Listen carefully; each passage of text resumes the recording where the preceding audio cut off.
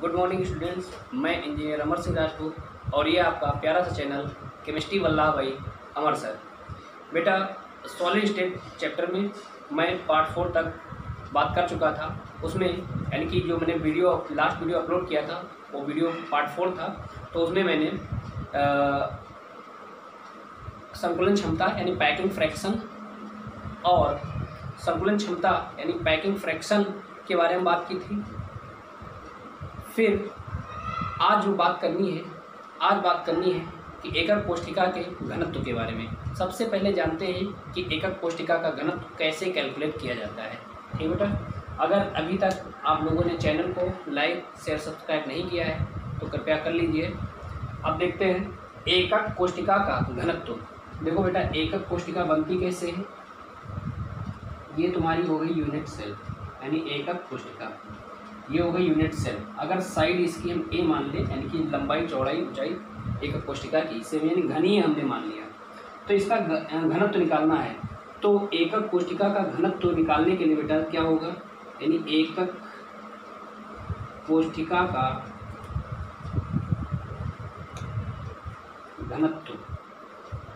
घनत्व बराबर क्या होता है, द्रव्यमान बटे आयतन, यानी कि कोशिका का द्रव्यमान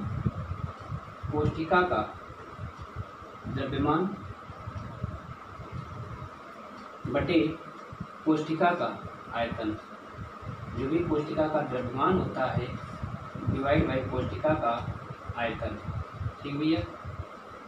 अब कोशिका की साइड होती है ए, यानी आयतन हो जाएगा ए क्यूब हो जाएगा, घन है। लेकिन कोशिका का द्रव्यमान तुम्हें निकालना है, तो कोशिका का द्रव्यमान निकालने के लिए क्या करेंगे भैया, कोशिका का द्रव्यमान। बेटा, कोशिका का द्रव्यमान में क्या होगा कि इसमें परमाणु भरे हुए होते हैं, तो परमाणु का द्रव्यमान निकाल लो यानी परमाणु की संख्या निकाल लो, और एक परमाणु का द्रव्यमान निकाल लो यानी परमाणु की संख्या निकालो, और एक परमाणु का द्रव्यमान निकालो तो कोशिका का द्रव्यमान मिल जाएगा। यानी परमाणुओं की संख्या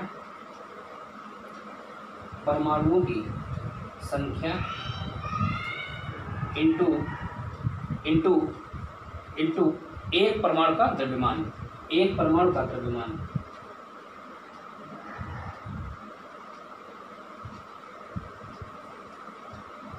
परमाणु की संख्या इंटू एक परमाणु का द्रव्यमान। देखो बेटा, परमाणु की संख्या को जेड से निरूपित किया जाता है। हमारे एनसीईआरटी में जेड से लिख रखा है और कॉम्पिटिटिव एग्जाम से पढ़े हुए स्मॉल एन भी लिख देते हैं वो लोग। ठीक है, तो ठीक है, जेड से हमने लिख दिया। एक परमाणु का द्रव्यमान लिखना है क्योंकि हमें मोलर द्रव्यमान दिखाना है। तो मोलर द्रव्यमान क्या होता है, मोलर द्रव्यमान बेटा क्या होता है, ध्यान देना है, अच्छे से सुन लो। मोलर द्रव्यमान यानी एक मोल का द्रव्यमान, मोलर द्रव्यमान मतलब एक मोल का द्रव्यमान। तो मोल एक परमाणु का द्रव्यमान लिखना है बेटा, तो एक मोल में कितने परमाणु होते हैं, 6.023 इंटू 10⁻23 परमाणु होते हैं। एक मोल में इतने परमाणु होते हैं, यानी कि मोलर द्रव्यमान क्या होता है, इतने परमाणुओं का द्रव्यमान।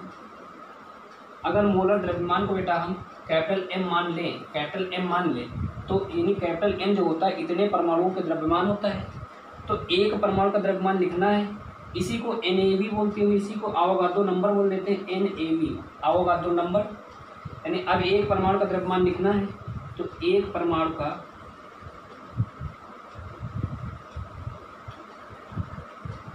द्रव्यमान होगा बेटा एक, यानी कि कैपिटल M बाई NaV यानी ये हो गया। तो बेटा यहाँ पे रख दो। तो कोशिका का द्रव्यमान निकालना था, यानी परमाणु की संख्या हमने जेड मान लिया, एक परमाणु का द्रव्यमान कैपिटल M बाई NaV। ये क्या हो गया, कोशिका का द्रव्यमान। देखो बेटा, आप कोशिका का घनत्व निकालना है तो सबसे पहले कोशिका का द्रव्यमान लिखना है। तो कोशिका का द्रव्यमान हमने ये कैलकुलेट किया, डिवाइड बाई। अब देखो बेटा, यहाँ बात करते हैं घनत्व को हमने D से मान लिया, तो कोशिका का द्रव्यमान कितना है, Z into M by capital M by NaV। और फिर कोशिका का आयतन क्या हो जाएगा, A क्यूब। तो ये बेटा आपको मिल गया कोशिका का घनत्व। डी है कोशिका का घनत्व, जो तुम्हारी कोशिका है उसका घनत्व। जेड है परमाणुओं की संख्या, कैपिटल एम है मोलर द्रव्यमान, NaV आओगा 2 नंबर, ए है तुम्हारा साइड कोर लंबाई। ठीक बेटा। अब इसी पर आधारित न्यूमेरिकल्स हैं, तो अभी न्यूमेरिकल्स के बारे में थोड़ा डिस्कस करते हैं। जो न्यूमेरिकल एग्जाम्पल नंबर 1.3 दे रखा है, बहुत बढ़िया सा न्यूमेरिकल है बेटा, तुम्हारे बोर्ड में ऐसे ही लिख के आ जाएगा क्योंकि NCERT ने लिख रखा है और अच्छा न्यूमेरिकल है, इसलिए आने के चांसेस बहुत हैं। ठीक बेटा। एक बार और डिस्कस करता हूँ कि एकक कोशिका का घनत्व बराबर होता है द्रव्यमान बटे आयतन, यानी एकक कोशिका का घनत्व यानी कोशिका का द्रव्यमान बटे एकक कोशिका का द्रव्यमान बटे एकक कोशिका का आयतन। एकक कोशिका का द्रव्यमान हमको पता नहीं है, तो एकक भाई द्रव्यमान क्या होता है, वही उसमें उपस्थित परमाणु की संख्या और गुणे एक परमाणु का द्रव्यमान कर दो तो टोटल द्रव्यमान मिल जाएगा। तो परमाणु की संख्या गुणे एक परमाणु का द्रव्यमान कर दिया। परमाणु की संख्या हमने जेड मान ली, एक परमाणु का द्रव्यमान यानी मोलर द्रव्यमान हमने लिखना है, या तो स्मॉल m माने तो एक परमाणु का द्रव्यमान होगा, रख देंगे तो फिर वहाँ पे हमको कैलकुलेट करके लाना पड़ेगा, इसलिए हम और फिर भी हमको यही करना पड़ेगा। तो हमने मोलर द्रव्यमान क्या होता है, एक मोल का द्रव्यमान, एक मोल परमाणु का द्रव्यमान है ना, एक मोल परमाणु का द्रव्यमान ये तो होता है मोलर द्रव्यमान। तो भाई हमने मान लिया कैपिटल M, एक मोल में होते हैं इतने परमाणु, इसका द्रव्यमान इसको हमने NaV मान लिया, तो एक परमाणु का द्रव्यमान क्या भी हो जाएगा कैपिटल M बटे NaV। ठीक, तो हमने यही रख दिया कैपिटल M बटे NaV, यानी Z इंटू दिस, ये आ गया कोशिका का द्रव्यमान, और कोशिका का द्रव्यमान ये वाली वैल्यू उठा के यहाँ रख दिया, डिवाइड बाई A³ कर दिया, ये तुम्हारा हो गया कोशिका का घनत्व। अब इसी पर आधारित बेटा न्यूमेरिकल्स है, अब इस न्यूमेरिकल को देखते हैं।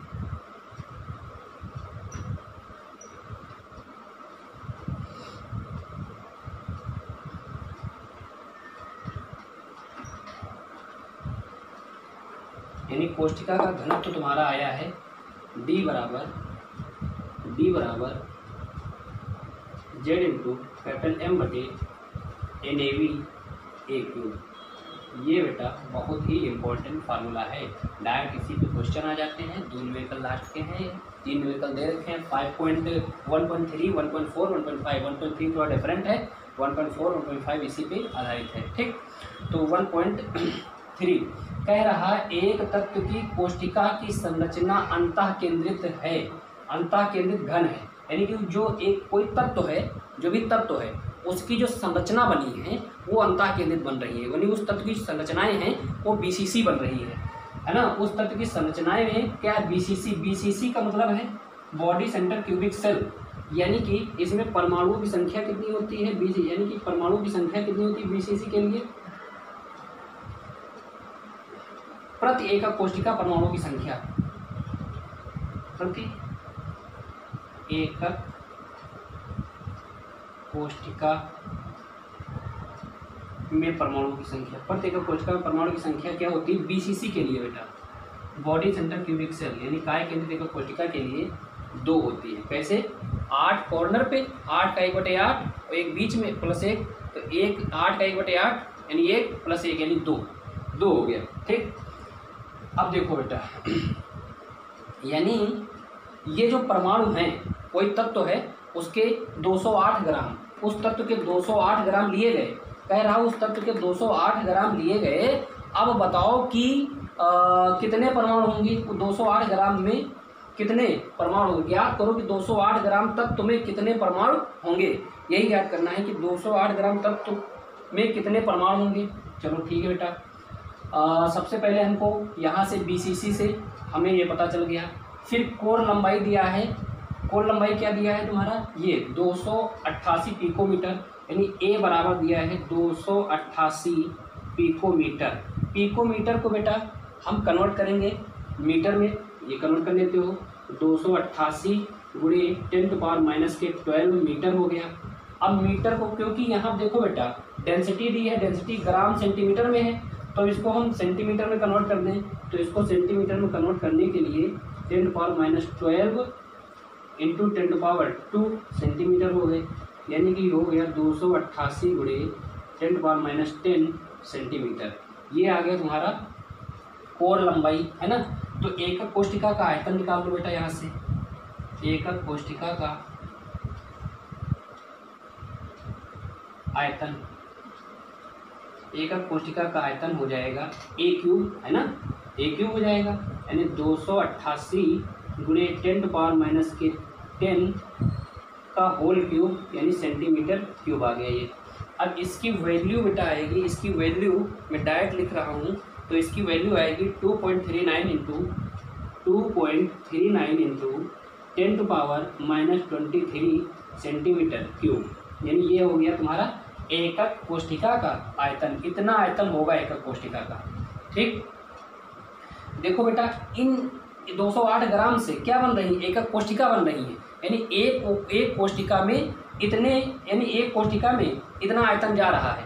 तो पहले हमको कैलकुलेट करना पड़ेगा कि 208 ग्राम में कितना आयतन है।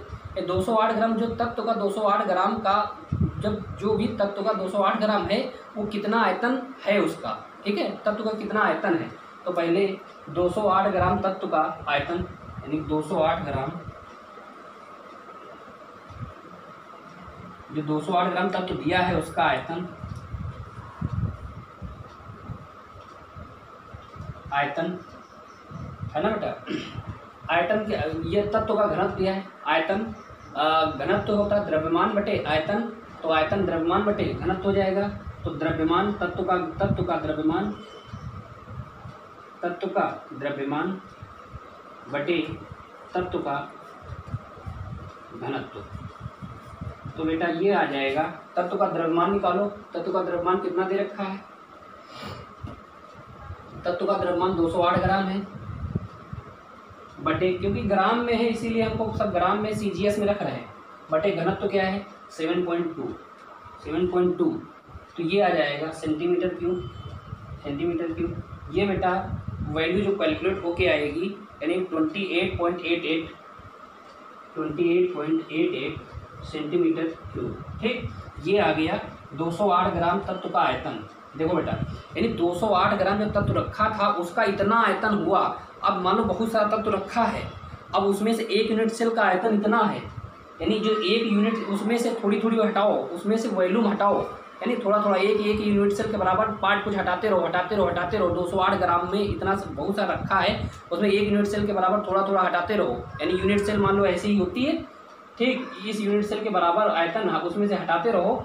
ठीक, तो ये हम कैलकुलेट करेंगे कि 208 ग्राम में जो 208 ग्राम तत्व का था वॉल्यूम, उसमें कितनी यूनिट सेल हैं। तो हमको अब कैलकुलेट करना है कि 208 ग्राम तत्व में एकक कोशिकाओं की संख्या 208 ग्राम तत्व में एकक कोशिकाओं की संख्या। देखो बेटा, अब कितनी एकक कोशिका बनेंगी, तो टोटल आयतन कितना आया, जो तुम्हारा 208 ग्राम तत्व का आयतन था इतना आया। इतने आयतन में अगर इतने आयतन से इसके आयतन को डिवाइड कर दो तो एकक कोशिकाओं की संख्या मिल जाएगी। तो बेटा कर दो, यानी कि ये तत्व का आयतन बटे एकक कोशिका, यहाँ पे लिखा जाएगा तत्व का आयतन बटे एकक कोशिका का आयतन। तो हम डायरेक्ट लिख रहे हैं, तत्व का आयतन आया है 28.88 डिवाइड बाई 2.39 इंटू 10⁻⁻23। ये बेटा वैल्यू कैलकुलेट होके आ जाएगी। ये जो वैल्यू कैलकुलेट होके आएगी 12.08 इंटू 10⁻23, यानी ये क्या आई कि 208 ग्राम तत्व में एकक कोशिका कितनी हो गई, इतनी। यानी 208 ग्राम जो तत्व लिया गया उसमें एकक कोशिकाएं कितनी आई, इतनी एकक कोशिका आई। और बेटा एक एकक कोशिका में परमाणु संख्या कितनी होती है, ध्यान दो एकदम। एक एकक कोशिका में परमाणु संख्या कितनी है, 2। और 208 ग्राम में एकक कोशिकाओं की संख्या आई इतनी, और एक एकक कोशिका में 2 परमाणु, तो टोटल कितने परमाणु होंगे। अतः 208 ग्राम तत्व में परमाणुओं की संख्या कितनी हो जाएगी बेटा, कितनी हो जाएगी। एक में है 2, यानी एक एकक कोशिका में 2 परमाणु की संख्या है, तो इतने में कितनी होंगी, इतनी एकक कोशिका में कितनी हो जाएंगी, यानी कि 12.08 इंटू 10⁻23 गुणे 2, तो 12×24.16 इंटू 10⁻23। यानी इतने परमाणु हो जाएंगे, है ना। 208 ग्राम तत्व कितने परमाणु हो जाएंगे, इतने परमाणु हो जाएंगे। तो अब अगला न्यूमेरिकल देखते हैं। अगला न्यूमेरिकल देखते हैं कि अगला न्यूमेरिकल है, ओके बेटा। तो ये आपका अब अगला न्यूमेरिकल है 1.4, जो एग्जाम्पल 1.4 है बेटा। ये सारे न्यूमेरिकल बहुत ढंग से करने हैं, ठीक है। एक एक चीज़ मैं करवा दे रहा हूँ, चाहे बायो का स्टूडेंट चाहे मैथ का हो, कोई प्रॉब्लम नहीं आनी है, क्योंकि एक एक कैलकुलेशन में करवा ही रहा हूँ, ठीक है। क्वेश्चन ध्यान से लेकिन पढ़ना है, क्वेश्चन पढ़ने में थोड़ी गलती मत करना। एक्स किरण विवर्तन अध्ययन द्वारा पता चला कि तांबा इतना कोष्ठिका कोर, यानी ये कोर लंबाई है, ये कोष्ठिका की जो कोर है ए बराबर इतना है 3.608 इंटू 10⁻⁻8, ठीक। ये इतने मान लो सेंटीमीटर, ठीक है, के साथ एफसीसी। लेकिन देखो भैया एफसीसी एक कोष्ठिका, तो एफसीसी के लिए फेस सेंटर क्यूबिक सेल, बेटा हमने फेस सेंटर क्यूबिक सेल में परमाणुओं की संख्या मैंने कैसे बताया था कि फेस सेंटर में क्या होते हैं, 8 परमाणु 8 कॉर्नर पे होते हैं। तो 8 का 1/8 जेड निकालना है बेटा, 8 का 1/8 और एक एक परमाणु एक एक फलक पे होता है, तो 6 फलक होते हैं, 6 परमाणु होंगे, उनका आधा होता है पार्टिसिपेशन टोटल। ये 1 ये 3 3 1 4, यानी जेड बराबर आ गया बेटा 4। तो जेड बराबर आ गया 4 परमाणु, ठीक। एफसीसी बोल दिया के रूप में क्रिस्टलीकृत होता है। अच्छा, दूसरे प्रयोग में तांबे का घनत्व यानी डी बराबर आ गया 8.92 ग्राम प्रति सेंटीमीटर क्यूब, इतना ज्ञात किया गया, तांबे घनत्व इतना मिला। तो तांबे का परमाणुक द्रव्यमान हमको एम की वैल्यू बतानी है ना। मान लो परमाणुक द्रव्यमान हमको बताना है, ठीक। परमाणुक द्रव्यमान मोलर द्रव्यमान बताना है बेटा। तो ए यानी ए दिया है, तो एकक कोष्ठिका का हमको आयतन निकालना पड़ेगा। तो एकक कोष्ठिका का आयतन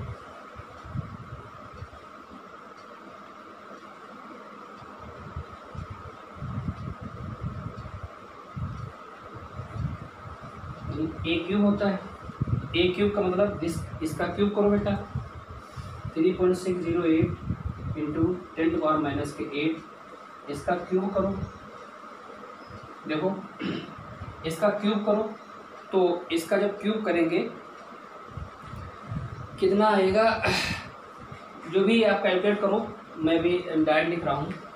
देखिए बेटा, हमने भी बताया कि जो घनत्व होता है D = capital M Z into capital M, Z into capital M बटे NaV इंटू ए क्यूब, ठीक।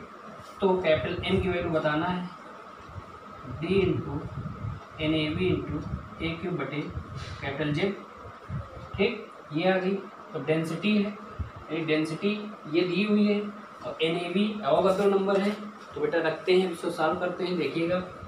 तो डेंसिटी कितनी दी है 8.92 इंटू 8.92, NaV है 6.023 10⁻23 ए क्यूब, यानी कि दिस 3.608 इंटू 10⁻⁻8 का whole cube divide by Z बेटा 4, ठीक। जेड की वैल्यू 4 रख लो, ठीक है। तो ये आएगा, टोटल कैलकुलेट कर लोगे तो ये आ जाएगा 63.1 ग्राम पर मोल, यानी 1 मोल का 1 ग्राम पर मोल, यानी ये आया, ठीक है। यानी मोलर द्रव्यमान क्या है, इतने ग्राम पर मोल, ठीक। या एटॉमिक मास यूनिट AMU आ जाएगा, ठीक। यू लिख दीजिए, आंसर हो जाएगा, ठीक बेटा। अब अगला न्यूमेरिकल यानी कि 1.5 देखते हैं। 1.5 देखते हैं, यानी तांबे का मोलर परमाणु द्रव्यमान, तांबे का परमाणु द्रव्यमान यही हो गया 63.1 U, है ना। वो 1 मोल का द्रव्यमान ही होता है परमाणु द्रव्यमान, ठीक बेटा। तो अब अगला न्यूमेरिकल देखते हैं। अगला न्यूमेरिकल बेटा देखते हैं,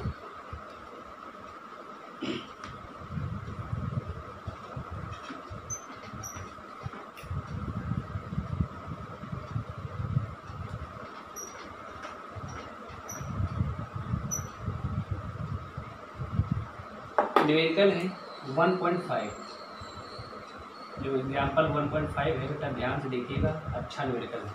कह रखा है सिल्वर CCP जालक बनाता है, सिल्वर CCP जालक बनाता है। तो तो क्वेश्चन में पहले ही बोल दिया है कि सीसीपी जालक, सिल्वर सीसीपी जालक बनाता है। ठीक, तो सीसीपी के लिए जेड सीसीपी इक्विवेलेंट होता है एफसीसी के, यानी एफसीसी में परमाणु फेस सेंटर क्यूबिक सेल में टोटल नंबर ऑफ परमाणु कितने होते हैं? 4।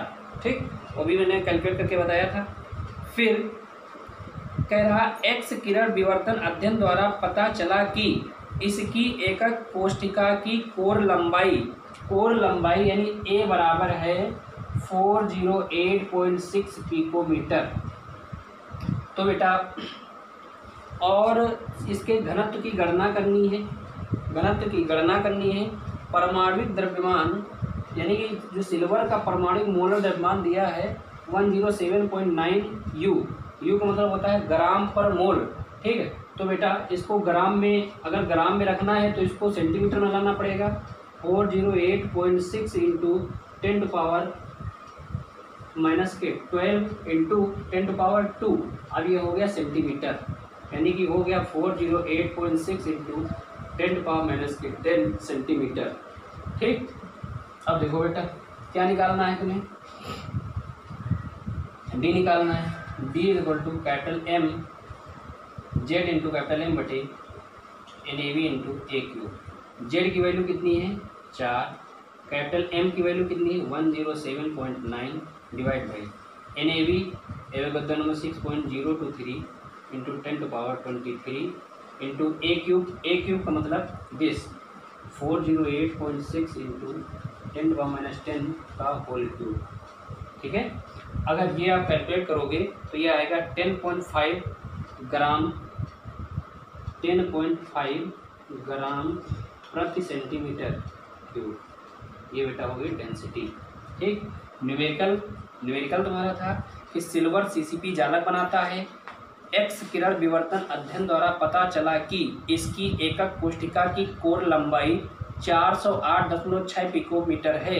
सिल्वर के घनत्व की गणना कीजिए। परमाणुक द्रव्यमान 107.9 यू। ओके बेटा, तो अब मैं एक न्यूमेरिकल और करवा देता हूँ।